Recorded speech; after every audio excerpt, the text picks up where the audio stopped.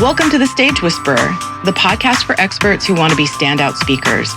I'm your host, Aurora Gregory, and I'm here to help you unlock the secrets of powerful speaker branding. Here you'll get take-action tips to elevate your speaker game, along with insights from top speakers, event planners, and other experts, so you can make speaking the effective tool it needs to be in your business. Ready to make your mark on stage? Let's dive in.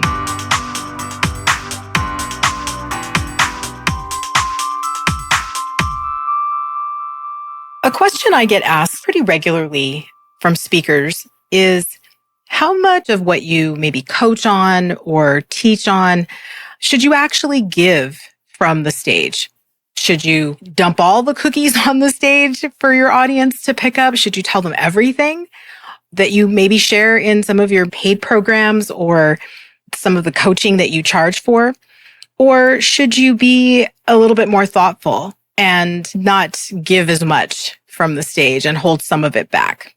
It's an interesting question. I understand why the question comes up. I think for a lot of us, public speaking is a great way for us to elevate our visibility amongst audiences that we hope will become clients or customers.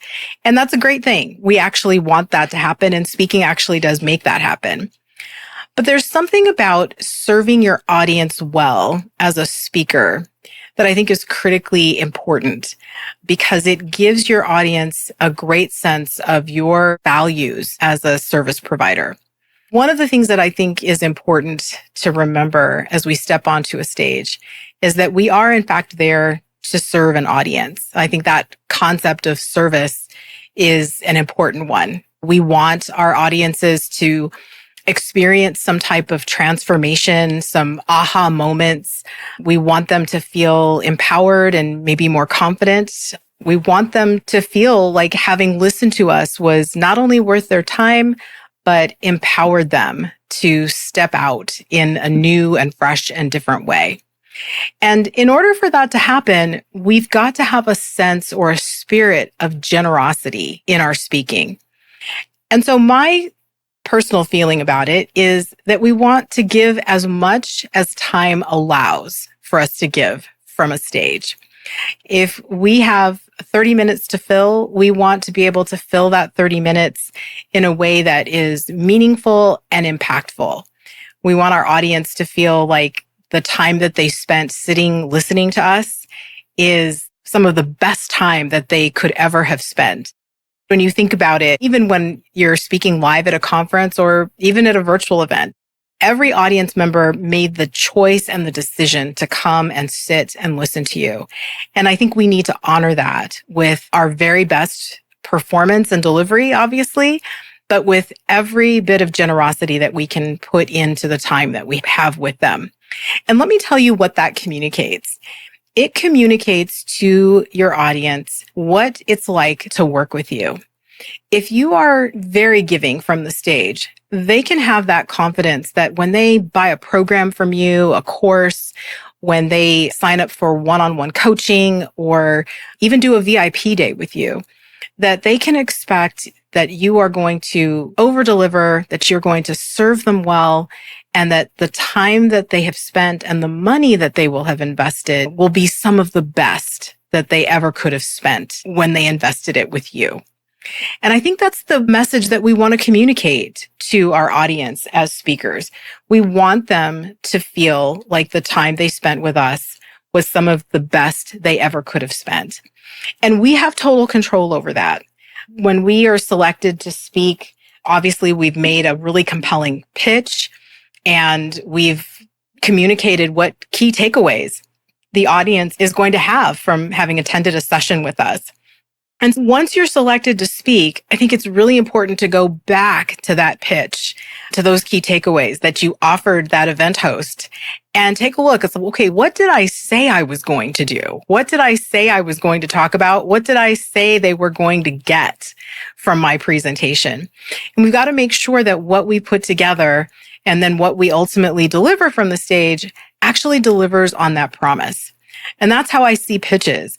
Pitches are a promise that you make to the event planner and ultimately to your audience.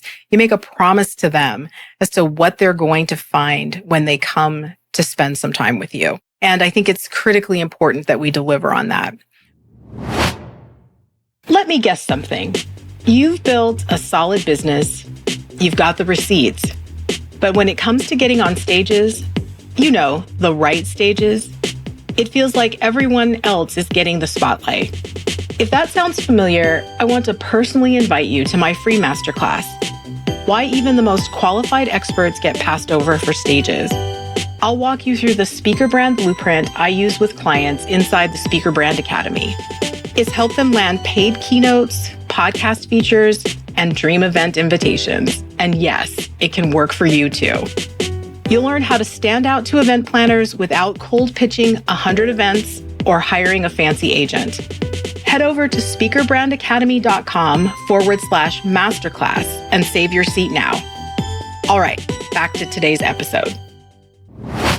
When we fulfill what we told them they were going to get from spending time with us, we further their expectations of what it's like to engage with us further.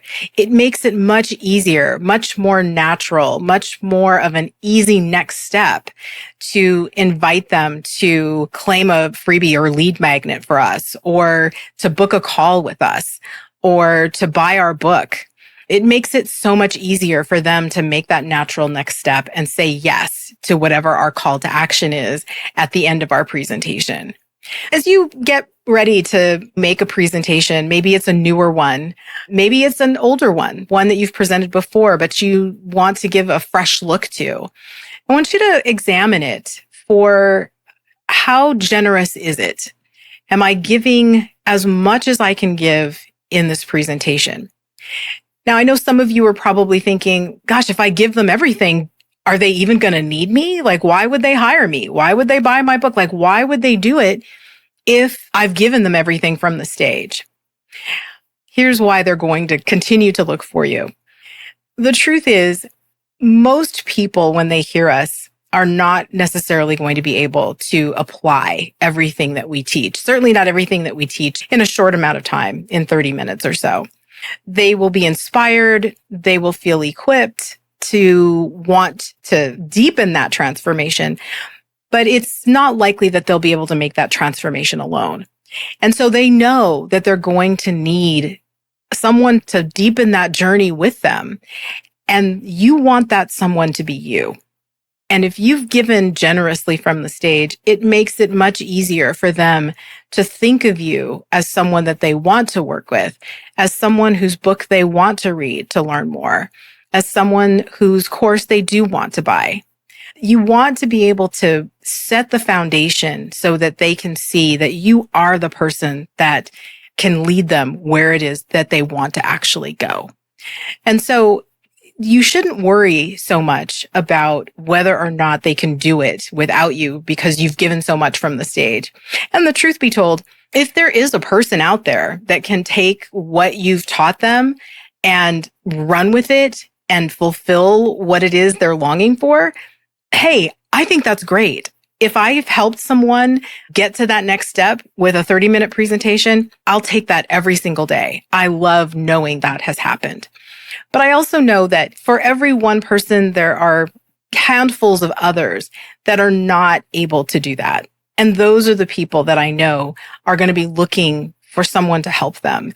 And when they look, I want them to look to me. And I think that's what you want as well.